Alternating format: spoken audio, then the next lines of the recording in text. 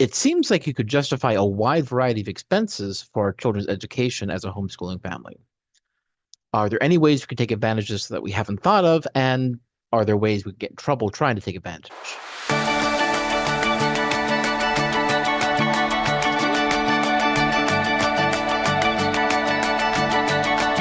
ESP, this is Matthew Cersley with agristaxadvice.com, here to answer another community member question. The question is, as a homeschooling family, how can we take advantage of the updated 529 benefits that were included in the One Big Beautiful Bill? We've never been interested in these before because we have no idea if our kids are going to go to college. But now that you can do homeschooling or K through 12 or some apprenticeship programs, it seems like it would operate more like an educational HSA plan where we can set aside money now for known expenditures and then pull the money out tax-free to pay for them. What are the limitations? For example, we need a new computer and the kids would use that for school, so could we use it for that? Could we pay for the gas to and from a field trip and the museum tickets? It seems like you could justify a wide variety of expenses for our children's education as a homeschooling family. Are there any ways we can take advantages that we haven't thought of? And are there ways we get in trouble trying to take advantage? So, first of all, until about 2 years ago, I hated 529 plans for almost anybody for most situations.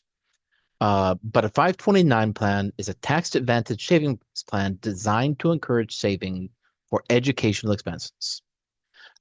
You invest after tax dollars at the federal level, so there is no tax deduction for this.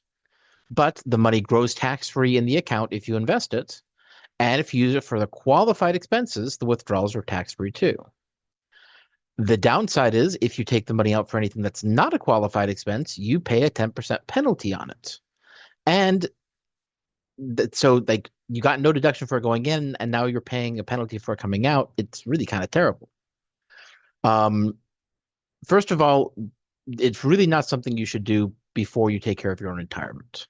Um, and your own other expenses, your own investing, because it is so limited.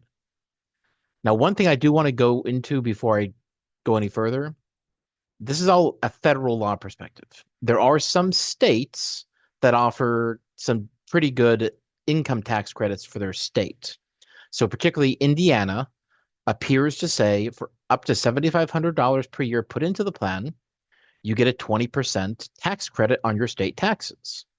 So that means if you put in that max, you can get $1,500 back on your state taxes. So if you're going to spend $7,500 a year on those expenses anyway, you might as well do this. In fact, it does appear in Indiana, you can literally put the money into the 529 plan today and then take it out for qualified expenses, maybe tuition for your private school tomorrow, and you just save $1,500. So that is a thing I would absolutely take advantage of, but check your state rules. Most states only give the credit or deductions on money that stays in for a certain time period. Some only give it for net increases. So if you put in $5,000 this year and then next year you take 5,000 out and put 5,000 in, no credit. Anyway, again, I want you, as a general rule, you got to take care of yourself first. We always hear on a plane when the oxygen masks drop, you got to put your own mask on first before you help people around you. That applies to money and your financial future too. So I don't like putting money into a 529 plan until you've paid off any high interest debt, you've got emergency savings, and you're maxing out your own retirement, especially if you qualify for a Roth IRA. 529 plan is going to help your kids probably, but a fully funded Roth IRA will help them way more if it keeps you from being a financial burden to them when you're older. Now, again, there have been big changes, some in 2024, and then even more in the 2025 in the One Big Beautiful Bill. So since 2024, you can now roll up to $35,000 from a 529 plan into a Roth IRA for the child, tax-free and penalty-free. Now, there are restrictions on this. The biggest one is the account has to have been open for at least 15 years, and the money moved still has to follow Roth IRA contribution limits. So they have to have earned income, etc. And I believe there's an age requirement on this. They have to be so old before they can do this as well. But it is at least one way to get this money out without paying that penalty. Uh, One big beautiful bill. The two big changes is that homeschooling expenses are now officially included under the qualified K through 12 educational expenses. And eventually, vocational and trade schools will count too. Now, I say eventually because, as far as I know, there are no schools that qualify for this yet. They're going through a process. For quite a while, you've been able to use 529 plans for tuition at private K through 12 schools. There are limits to that. It's currently $10,000 per year per student. That is going up to $20,000 per year per student in 2026 due to the One Big Beautiful Bill.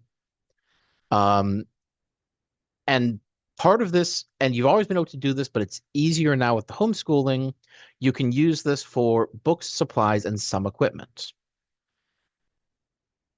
So can you use it like an educational HSA? Well, kind of. So yes, you can use your 529 to pay for computers, tablets, or internet access if it is primarily for school use. So I'm buying a computer and my kids happen to use it for school, not good enough. I have home internet access anyway, not good enough. But oh, I have to pay for a higher level plan or a faster plan for my kids to do their school. That difference is probably a qualified expense. If your kids have a dedicated school computer or school tablet, and my eldest daughter is in an online school, and we have a dedicated device for her to use that has nothing else on it, so it's do your schoolwork or do nothing, that would absolutely qualify. Similarly, software for educational purposes. Buying Microsoft Office, probably not going to qualify unless you don't have it and your school requires things to be submitted in Microsoft formats. It will apply to the cost of your homeschool curriculum. And if you pay for online classes, tutors, or testing materials, it will apply for that as well. You cannot use the funds for everyday transportation. So gas for your field trips, probably not. You cannot use these funds for meals or snacks. You cannot use them for general home utilities. And you cannot use them for things like museum passes unless it's part of a formal curriculum or class. So if you're taking a science class and one of the assignments is to go to the Museum of Natural History, that qualifies. Or at least your kids' tickets qualify. Yours may or may not. But if it's not part of some formal thing, if it's not a required educational expense, you can't deduct it. It can't just feel educational. Now, that aside, it is a great idea if you know you're going to be spending money on this for curriculum, for materials, etc. You can put it aside, invest it, let it grow, and then pull it out tax-free. Again, you don't lose the money anymore if your kids don't go to college because, again, you can use it for the apprenticeship once they qualify with the Department of Labor, or you can roll it over into their Roth IRA when they're old enough. So it is a flexible plan. It can be a powerful tool, but again, it's not the first arrow in my financial quiver, as it were. Um, Now, it's best typically to open the 529 plan in your name with your child as a beneficiary. If you have multiple children, you should open up multiple 529 plans. By doing this, you can change the beneficiary. So, let's say one of your kids decides not to go to college, doesn't go to trade school, you can't use this, but maybe you have a grandchild. You can change that beneficiary. Maybe you have a niece or nephew who could use it, you want to give it to. By putting it in your own name, it's a lot more flexible. Make sure you're keeping really good records and receipts for this. The IRS does audit these far more often than something like an HSA or a regular retirement account. So you want to keep all your receipts. You want to keep very good records. You know, I do like these. If you know you're going to have the expenses, you might as well put them in. But the only real benefit is if you invest and make money in them or you get some sort of state tax credit. So if you're just putting the money now and you're going to spend it next week, you just did a lot of paperwork for no good. So bottom line, 529 plans aren't just for college anymore and haven't been for a while. For homeschoolers, it can be a smart tax-free way to fund educational expenses as long as you use it with discipline and as long as you take care of any of the options, especially state benefits that may exist. But again, this to me should be the last thing you fund in any sort of a savings plan, retirement plan. If you don't already have money set aside for an emergency, if you don't already have your retirement account set up and funding that, this is not something I think makes a lot of sense for you yet. Treat it like a targeted tool, not a dumping ground for long-term savings.